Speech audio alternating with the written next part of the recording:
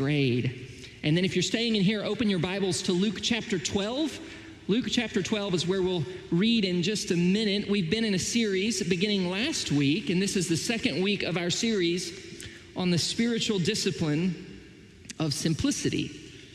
And last week we said that simplicity means making your life about one thing. There's a kind of focus on one thing that brings clarity to the rest of your life, kind of like the Olympics are coming up, kind of like when an athlete decides that they want to go to the Olympics and they want to win a gold medal, they want to compete, right? That focus of an athlete going to the Olympics to compete in their sport, that focus brings clarity automatically and decides a lot of other things in that athlete's life. There's a kind of simplicity for a time where their days are devoted to training, and there are many things that they will not do and say no to or choose not to do because they are trying to avoid injury. What they eat and what they drink is decided according to what will benefit their athletic performance. So simplicity around the one thing will clarify many of the other things. And sometimes the reason why life feels more fragmented or maybe more frantic is because we feel the pull often of many different things. We said last week, many different voices pull us in different directions.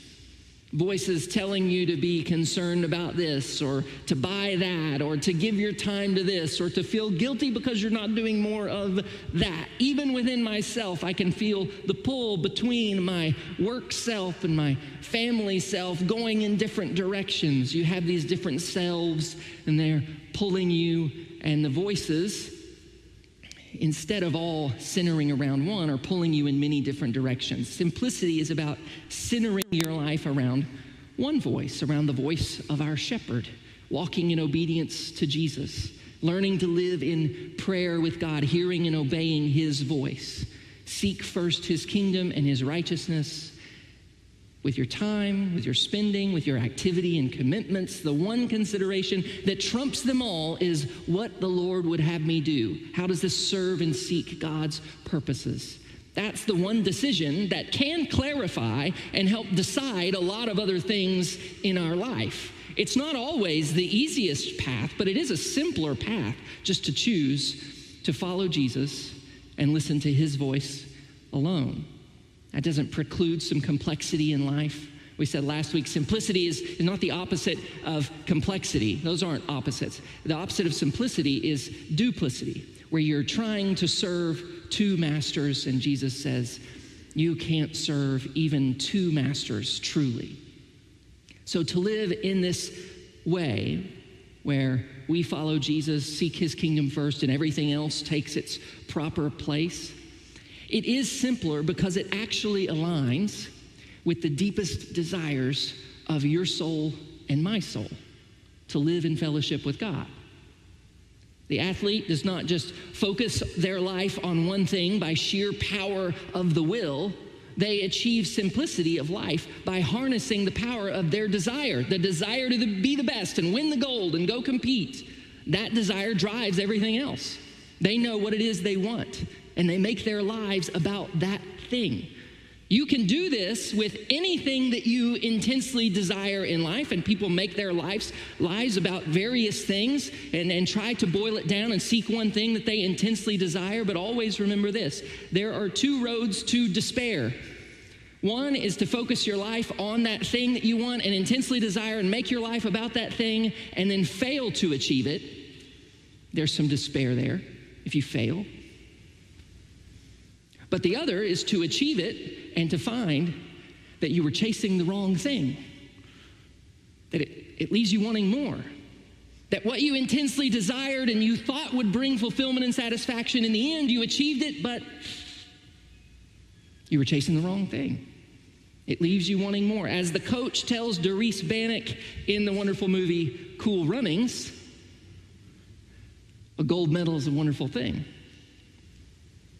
But if you're not enough without it, you'll never be enough with it. What that means is a gold medal will never satisfy. It's not enough. And neither are you, for that matter. But you don't have to be, because all of our deepest desires are really desires for God in the end. And so simplicity of life centered on God and his voice, let that arise from an intense pursuit of what your heart desires most, what you really want in life, peace and fellowship with God. This life is not far off from you this week, your normal life. It's the simplest thing of all. Not always the easiest, but it is the simplest to bring God into everything that you do. That's inward simplicity.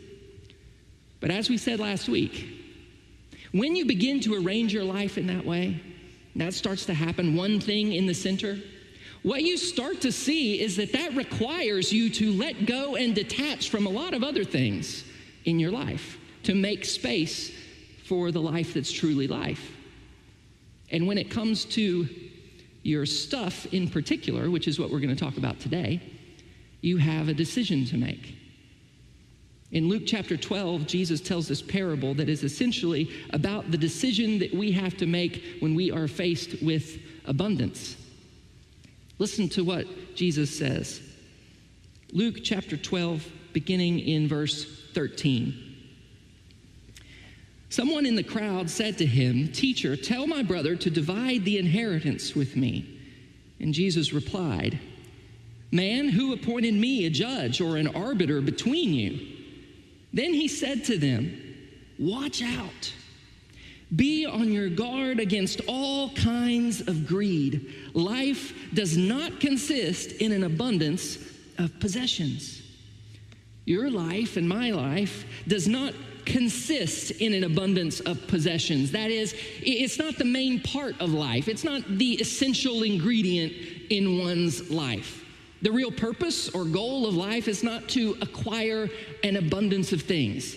And maybe you would agree with that. I think a lot of us would probably agree with that statement. However, it still might be true that a lot of your life consists in managing an abundance of possessions. Your life, as it's currently arranged, might be dominated by the whole process of tending to things, tending to stuff. It happens. I was thinking about this week. I thought of these chairs that we have in our house. I think about 10 years ago, we bought these dining chairs, and every few months for the past 10 years, it seems like, I have had to tighten the screws that secure the legs of these chairs because the legs, every few months, just start to get wobbly on these chairs. And yes, I've tried wood glue, it didn't work, I don't know. Now, if you would have told me when I bought the chairs that they were going to require regular maintenance, I don't know, I probably would have bought different chairs. But the thing is I certainly did not figure that time commitment into the purchase of some chairs. And we never do. But our stuff requires our time. And the truth is that for anything you own, you have to acquire it, and then you have to learn it, then you have to operate it and store it, you have to maintain it and repair it, you have to clean it, then you have to protect it and secure it so nobody takes it, then you got to worry about it. If you're going to purchase a new lawnmower, you got to shop and research and read about all the different kinds of lawnmowers that are out there. That takes a long time. You might have to have lots of conversations with friends and with other people about what kind of lawnmower they have. And then you got to arrange to pick it up or deliver it and maybe make payments on it. That's just to acquire it. Then you've got to change the oil and change the battery and fix the flat tire and replace the blades and, clean it and keep it stored somewhere. And that's just for one item. And the average American household has tens of thousands of items. I've got 4 kids. And sometimes it feels like my life consists in changing batteries and repairing toys and finding all the pieces. Do you know how much time I spend looking for things, specifically for my kids? Apparently, we all spend an average of 152 days of our lifespan. You take your whole life, 152 solid days of your life will be spent looking for lost items. I know, I saw that. Several of the wives out there were like, it's more for him. It's more. He spends more time. He can't find anything. I saw that. Just no elbows here, okay? Life does not consist in an abundance of possessions, but really, an abundance of possessions will dominate your life. That's just the way it works. Simplicity opposes this. It says, I've got to resist this. I need to say no. If I'm going to, my life is about one thing, walking with God and seeking his kingdom. Yeah, we have to be good stewards of things, that's right. But I can't just keep going in this direction of being distracted and caught up with managing all the stuff all the time. There's a limit. There's maybe a space where there's some room for that, but then there's a limit where beyond it, it's too much. And simplicity leads us toward setting some limits and letting go and subtracting some things so that we can make some space for receiving some other things. Because life with God is not about acquiring. It's about receiving. And it turns out that acquiring more is often a hindrance to us receiving more of God's abundant life. In fact, the way Jesus talks about it, it seems like an abundance is something that we have to be really careful with. You notice what Jesus says? He says, watch out. You ever say to somebody, watch out, look out, it's coming up behind you. There's a dog there. Watch out. I don't know. Be on your guard. It's something that sneaks up on you. Be on your guard against all kinds of greed. This is something you have to watch out for. Be suspicious. Don't trust yourself. And we'll come back to that idea in just a minute. But what Jesus is telling us is that abundant possessions doesn't equal abundant life. And there is perhaps something that you need to watch out for. You need to watch out for the point at which an abundance of possessions is crowding out or leaving no space for living an abundant life. Now listen to the parable that Jesus tells. This is verse 16. And he told them this parable. The ground of a certain rich man yielded an abundant harvest. He thought to himself, what shall I do? I have no place to store my crops. Now, just to clarify something here, first thing to notice is that there's no dishonest gain here. The man wasn't doing anything immoral or wrong. He gained his abundance just by working the ground and raising crops and got an abundant harvest. So there's nothing wrong with that. Second thing is that the ground yielded the abundant harvest. See, the ground of a certain rich man, the ground yielded the harvest, quite apart from anything that the man had control over. In fact, the way that it's worded is probably making a point. Who is in charge of the ground and the harvest? Well, God is. So part of the point, I think, is that God is the one providing the abundance in the first place. The man doesn't have control over the ground and what it produces. So keep this in mind as we read. Then he said, this is what I'll do. I'll tear down my barns and build bigger ones, and there I will store my surplus grain. What else could he do? I mean, I know it's a lot of work to tear down the barns and build bigger ones, but I've got to protect it. I've got to store it. I've got to maintain the barns and clean the barns and keep the birds out of the barns and hire security so thieves don't break in and steal, and then lie awake at night and worry about whether any of that surplus grain is going to spoil. Notice how the abundance turns the man's life into an exercise in maintaining and managing the excess. It's a lot that goes into that. If you're going to tear down some barns, build bigger ones, that's a lot to manage. And I'll say to myself, he says in verse 19, you have plenty of grain laid up for many years. Take life easy, eat, drink, and be merry. But God said to him, you fool. This very night your life will be demanded from you. then who will get what you have prepared for yourself? This is how it will be with whoever stores up things for themselves, but is not rich toward God. And here's a decision you have to make, and I have to make. You can either store up or let go. You can either store up or let go. You can store up the excess for yourself. That's what the man does. Or you can let go of it and yield it to God. This is the idea behind what Jesus says, being rich toward God who gave it in the first place.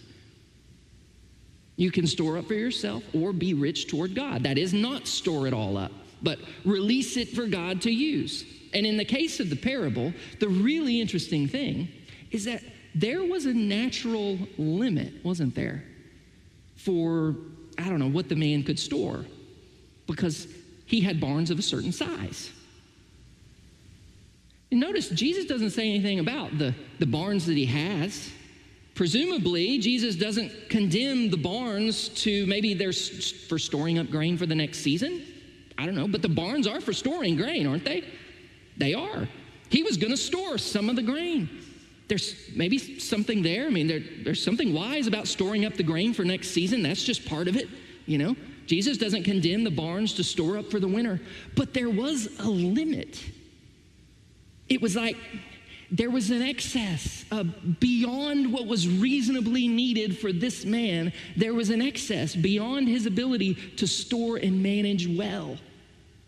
And the decision was what to do with that excess. To store it or let it go. And presumably, God meant for the man to share it with others, to release it for God or to bless others for God to use it in that way. That's kind of the implication of the question, who will get what you have prepared for yourself? And the answer is someone else. Someone else is always going to get what we've prepared. Either way, someone else is going to get it, either voluntarily or involuntarily. This man just had the option of choosing whether they would get it because he was generous or whether they would get it because he was dead. And the decision that we're always faced with anytime there's abundance is a decision to identify where is the excess and then either store it up or let it go. But now we get to the thorny part. You said, Pastor, that wasn't the thorny part? No, this is the thorny part. How do you apply this in your own life and my own life? What sort of limits should we set? How do we determine what the excess is and what does it look like to release it for God's purposes? Because we don't have barns. We don't have that kind of natural limit where it was clear to this man, well, my barns aren't big enough, so there is the excess. There's a natural limit here. Well, we don't have barns. And anytime you approach making a precise application from a biblical principle, there's always a risk that whatever application you make becomes a new legalistic rule. So what we have to aim for is obedience to the voice of Jesus, but without legalism. Knowing that there have always been Christians asking these questions and trying to live out Jesus' teaching when it comes to possessions. Even from the earliest point in Christianity, we know this because Paul writes about this and Peter writes about it. Paul writes that women should dress modestly and not braid their hair or wear gold jewelry. Peter writes the same thing. Similar instructions about braided hair. Those are very precise instructions, but they aren't as relevant for us because braided hair doesn't mean the same thing now. And clothing in gold was extremely expensive in their day, and very few Christians would understand those instructions as applying as precisely in our day, especially since we don't wear Roman robes. So you've got to look at the sometimes very precise biblical instructions there and say, okay, those were efforts from first century Christians to embrace simplicity according to Jesus' teaching. Well, our task is to do the same thing in our day. This is part of the reason why we're doing covenant groups alongside this series, because there is no one way to practice simplicity. And it helps to try to work some of this out together in groups. Remember, it's about obedience to the voice of Jesus. That's why I started the sermon in the way that I did, talking about obedience to the voice of Jesus before we started talking about stuff. Because guess who's going to help you with this? Jesus is going to help you with this. What you have to figure out is what Jesus is asking you to do. How are you going to live it out in obedience to his voice? And he might ask you to do something very different from someone else, someone sitting next to you, and that's okay. Jesus calls some people to voluntary poverty. Do you know that? Throughout Christian history, we see it. Jesus calls some of his followers to voluntary poverty. Is that everybody? No, I don't think so. But it's some people. So obviously, we're not all going to follow Jesus in the same way in this. But what we're going to try all to do is bring God into this area of our lives and ask the Lord to reveal to you, where is the excess that you need to stop storing up and let go? We don't have barns, but we do have homes. And it might be that you have some excess possessions that are not just taking up some space in your home, but also they're taking your time and energy and attention. And simplicity invites us to remember what truly matters. What really is my life about? What do I want it to be about? What do I really need? What do I really want in my life? And I want to challenge you to let go of some things this week. As part of this exercise, ask the Lord to help you examine maybe your home, your possessions, and say, Lord, show me where there's excess that I'm storing up here. And then begin to look at it differently. Desire less of it. Desire some space for some other things, to receive some other things from God. And enjoy giving something away or throwing something away. Ask why you're keeping it. I realized this week, the only reason I'm keeping this certain item, there's this item that's been in my closet for several years. The only reason that I'm keeping it is guilt. That's the only reason, is guilt. Because I didn't really use it, and it was probably a bad purchase. Because I just ended up not really needing it in the way that I thought I was going to use it. You know, I know that's probably never happened to you guys. This is hard to relate to. And so now, because I didn't use it, I feel guilty for just, throwing it out or getting rid of it. But that's not a reason to keep it. It's not. It can't stay. It shouldn't stay in my closet forever. I don't want it to. I mean, maybe you're keeping some things because you're afraid of maybe not having enough, and the things provide a false sense of security. Maybe you're keeping some things because you haven't accepted where you are in life and who you are. That a certain season of your life is over and it's time to get rid of the vestiges of the old season and accept where you are in this new season. God has some things for you, but maybe you're holding on to some of this stuff from the old season and it's not the season you're in right now. When we remove excess, it actually fosters a sense of gratitude for what we have. Every time we let go of things, it helps form our character around humility. Because instead of focusing on what is missing, we remember how much we've been given and how little we really need in life. And we might come upon something old in doing this that still serves us well.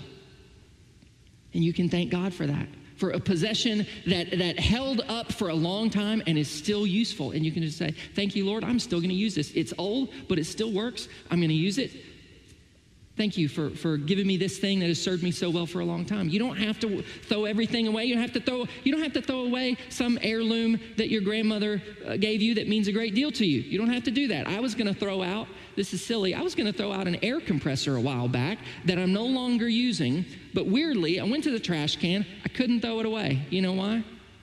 Because it was my dad's air compressor. It was my dad's. It belonged to my dad. And I was like, well, I'm not ready to get rid of this yet. And the Lord was good with it. It's in my attic. I'll probably give it to my kids when they need an air compressor one day. I don't know. The point is, there's some freedom in detaching yourself from things and finding contentment in God. And even that, even setting limits in this area is so countercultural. It really is. This practice of pruning our possessions and letting go of excess helps us see that the most real stuff in life is never what we own. It's our interaction with a living God who invites us to partner with him and bless others. God wants us to live lightly instead of being weighed down. Now, of course, it's one thing to set limits on what we already own and try to identify the excess. And where is the excess? What is that for me? Listen to the voice of Jesus and then kind of clear out and let go of some of the excess. But it's another thing to consider limiting then what we acquire and inviting God into our spending. But clearly that is part of the issue, because the stuff ends up in our house somehow. And it's not like, oh, well, we just walked in, all this stuff came. What happened there? Clearly, this is part of the issue, if not the root of the issue. And Jesus says, watch out. Be on your guard. And that is good advice.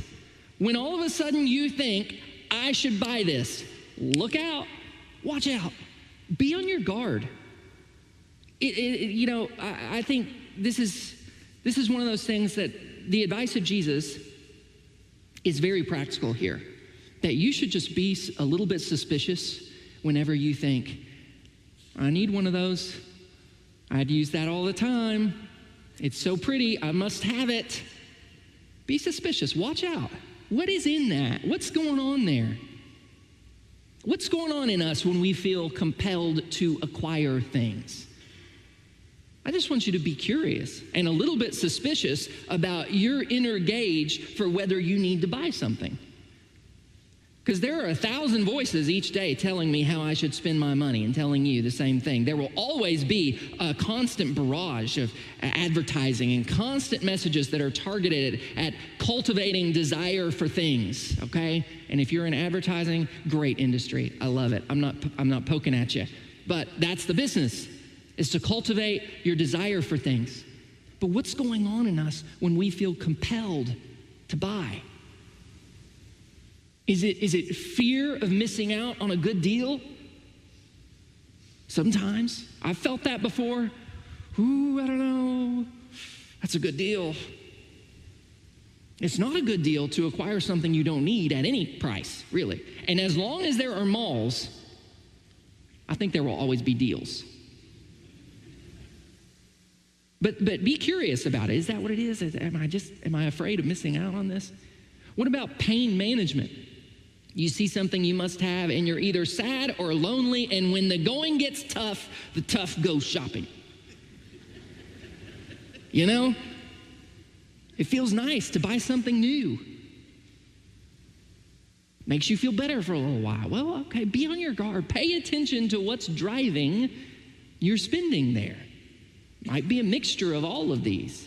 You know what it is for me sometimes? I love novelty. And I shop sometimes to relieve restlessness and boredom because I need a new project or something. So buying this thing will give me something to install or learn or tinker with. Be on your guard. Is that really what I want driving my spending? Is that going to lead to the most wise arrangement of my life and relationship to possessions? Or is that going to lead just to too much junk and excess? Is that really what I want? Taking up my time, reading reviews and contemplating options, and it's usually just boredom. Now for you, it might be the desire to impress or to look a certain way. Or maybe you're afraid of some kind of inadequacy, so you buy things for your kids because you fear not being a good enough parent or to make other people happy with me, Be on your guard.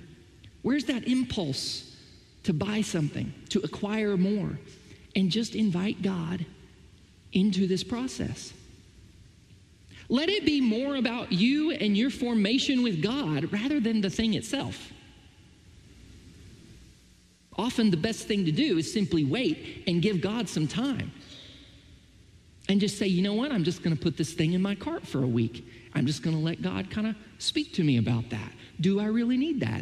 That's something that I really want to spend my time on?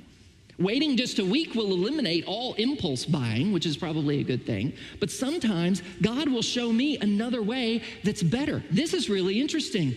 Sometimes I wait and something better comes along. And I'll tell you what I mean. I remember wanting to buy an extension ladder, and I needed it to get on my house. I was borrowing an extension ladder from some neighbors. Nobody raise your hands in this room if I borrowed an extension ladder from you. But I borrowed some extension ladders to get up on the house, put Christmas lights up there, do some things, check the skylight, as you do. Well, all I have is a step ladder, and it's not tall enough to get on my house. But I thought, I'm going to wait. I'm not going to buy the extension ladder. I can borrow one from my neighbor. I don't like going over there all the time, and then if they're not home, I have to wait or whatever. It's not the most convenient thing, but I'm going to wait. I'm not going to buy the extension ladder yet. And lo and behold, one morning, I wake up, and I see one of my kids on the patio looking up at the roof at something. I go outside. One of my kids is on the roof getting his Frisbee or something off the roof. Yeah, 7:30 in the morning. Now, of course, I started instantly saying, you get down right now before you fall and break a leg. But then I also found myself saying, how did you do that? Can you show me? Can you show me how to get up there without a ladder? Because that would be great. Sure enough, my kids had found a way up. And now, guess what? I don't need the ladder. I don't. I haven't bought one. I don't need it. I climb the fence like my kids do, the fence by the garage. They found a place where the ground is higher, the fence comes up right under the eaves of the house, and you can climb the fence and just step up onto the house. No big deal. And guess what? It's more fun that way. Just saying, it is. It's more fun. And you know this because sometimes you've done without something and you had to be more creative anyway, doing without. And it was more fun anyway to do without and find a way to do it that was more creative and fun. Sometimes that'll happen. Life does not consist in an abundance of possessions. Jesus is just inviting us to value abundant life more than abundant possessions. And to let go instead of storing up, and to let go of our need to impress others with possessions, and to let go of finding our identity in what we have or what we do, to let go of our desire for novelty, for more, for better, to let go of defining our worth and adequacy according to things, to remove some excess from our homes, to reduce the amount we spend, to simplify the way that we find enjoyment sometimes. All to make space for living more fully with God and for the good of others. There's no legalism here. It's just an invitation to make your life about one thing despite the pull of many things. To center your heart on obedience to Jesus and learn what it means to live lightly in a land weighed down by abundance. Let's pray.